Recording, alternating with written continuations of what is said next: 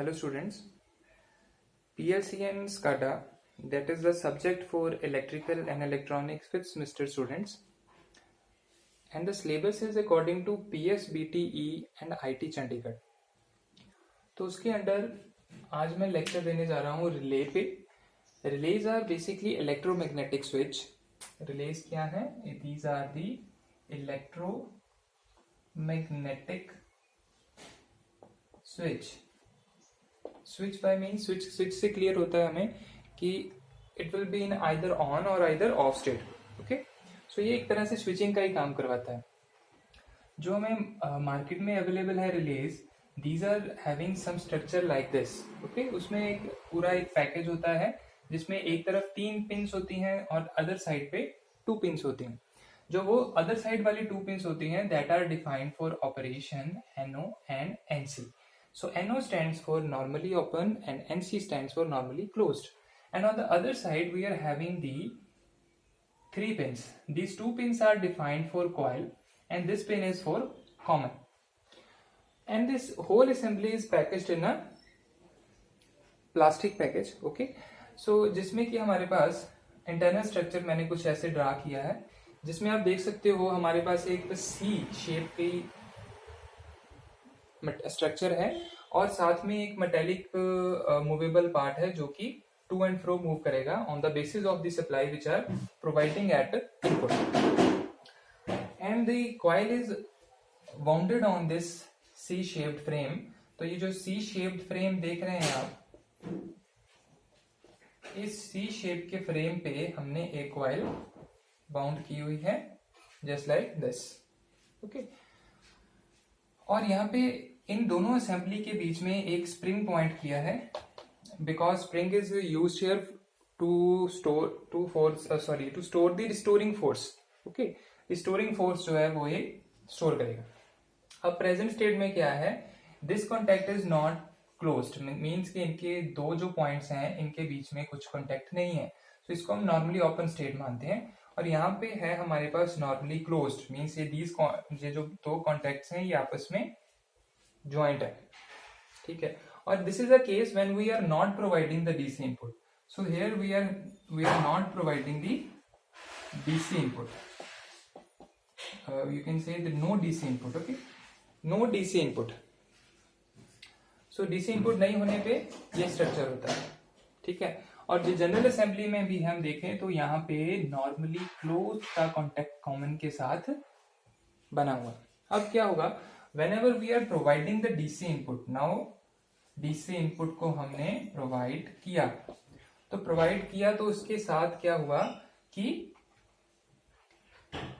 Magnetic field will start producing around it. अब magnetic field produce होने के साथ क्या होगा कि ये जो रॉड थी that is of metallic rod, it will start closing towards C shape frame.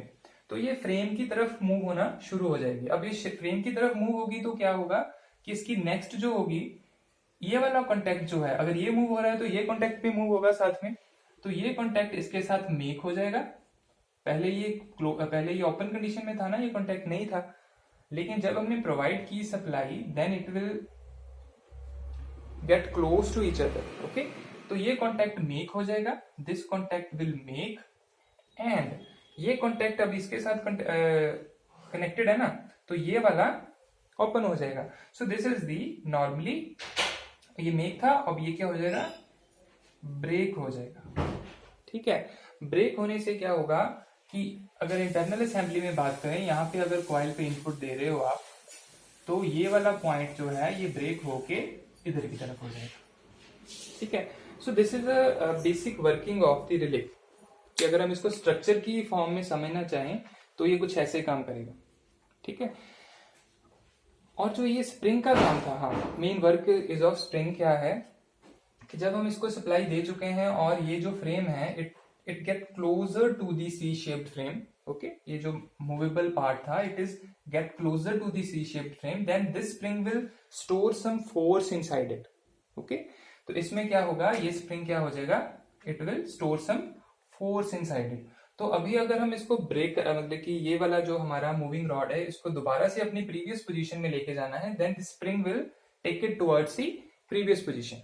अगर हम इसको नहीं लगाते तो ये वाला फ्रेम जो है, सॉरी मूवेबल पार्ट जो है, जो फ्रेम के पास तो आ जाएगा, लेकिन बाद में हम उसको दूर करना चाहेंगे तो मतलब कि उसको अगर हम दोबारा से उसकी प्रीवियस पोजीशन पे ले जाना चाहेंगे then it will be very difficult for us. तो इसीलिए इसमें स्प्रिंग इंट्रोड्यूस कर दिया। स्प्रिंग ने रिस्टोरिंग फोर्स रखी है, जब हम इस सप्लाई हटाएंगे वो रिस्टोरिंग फोर्स क्या करेगी, इट विल रेवर्ट बैक। तो ये क्या करेगा, इसको दोबारा से इसी वाली जो बना हुआ डायग्राम इस वाली स्टेट में ही वापस ले आएगा। ठीक है। और एक एग्जांपल यहां पे हम लेते हैं कि जिसमें रिले की वर्किंग का बताया गया है। क्या है इसमें, वी आर हैविंग, अब आपने यहाँ पे स्ट्रक्चर समझ लिया कि कैसे रिले जो है वो वर्क करती है, कैसे कॉन्टैक्ट मेक होते हैं और कैसे कॉन्टैक्ट ब्रेक होते हैं। Next we will implement it in example. In example we can see we are having two lamps. अब ये दो लैंप जो हैं ये हमने ऑपरेट करवाने हैं using the AC supply. Okay. We are having a NO contact. This is a relay assembly. This is a whole relay assembly जो भी मैंने समझाई आपको। अब इस पूरी रिले असेंबली में क्या है, NO कॉन्टैक्ट के साथ आपने 230 वोल्ट की जो AC सप्लाई है वो प्रोवाइड कर दी।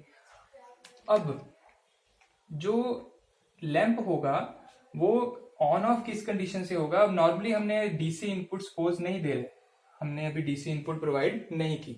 डीसी इनपुट प्रोवाइड नहीं करने पे ये कॉन्टैक्ट जो है एनसी के साथ बन रहा है, ये जो कॉमन है ये कॉन्टैक्ट एनसी के साथ मेक हो रहा है। ओके, दिस इज मेक और this and this is break. So ये वाला जो मेक वाला कंसेप्ट है उसमें कौन सी सप्लाई हमारी सर्कुलेट होगी, एसी सप्लाई गई लैंप ए के पास and it will go like this. तो ये हमारा लैंप ए ऑन हो जाएगा। ठीक है जी। And secondly to make the lamp be on क्या किया है हमने, जो हमारे पास कॉइल थी उसको हमने एनर्जाइज किया by providing some DC input through battery और सम सोर्स। प्रोवाइड करने पे magnetic field will start producing around it, जिसके कारण ये जो कॉन्टैक्ट था it will go towards the NO. अब वो एनओ की तरफ चले गया। एनओ की तरफ जाने के बाद क्या होगा कि जो एसी सप्लाई है it will start moving towards like this. तो ये जो मूवमेंट होगी ध्यान से देखिए आप, कुछ इस तरह से स्टार्ट हो जाएगी and the current will start flowing in the lamp B and lamp B will glow. So in the above case we can see that the lamp A will glow and here we can see the lamp B will glow. Okay, so this is the basic structure of relay and its implementation in example. So after that the main concept of providing with the knowledge of the relay is that कि अगर हम relay के बारे में हमें पता होगा then we will go towards PLC. हम पीएलसी के बारे में देखेंगे कि पीएलसी क्यों यूज की गई इसके ऊपर। In the next lecture I will discuss the disadvantages and the advantages of the PLC, disadvantages of relay and the advantages of the PLC. Thank you.